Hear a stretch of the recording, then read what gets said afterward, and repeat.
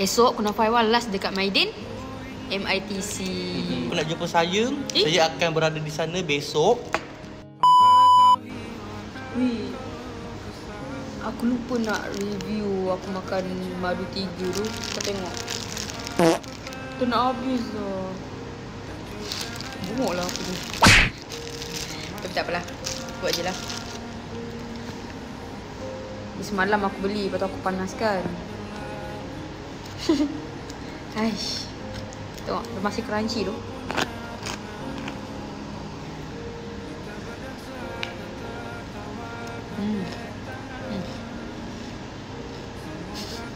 Hari ni aku boleh bercakap sikit sebab tak ada orang. Semalam jadi introvert. Harap tak ada orang masuk lah. Risau ada orang masuk.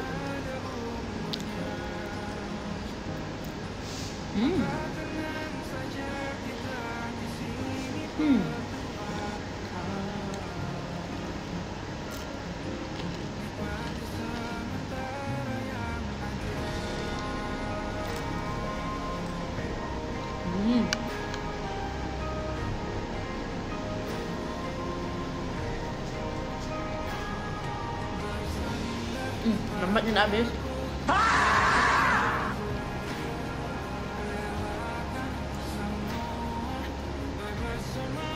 Aku nak review makanan, tapi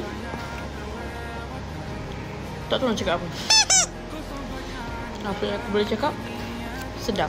What? Nak? Oh ni. Makan kat sini cepat. Tengok sini, buat review sikit. Hari ni kita makan Kunafa Aiwan yang diorang kata sedap sangat. Betul. Bismillah.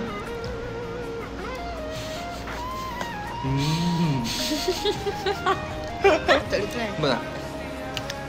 Cepat. Habis madu sepah dibuang. Tiba.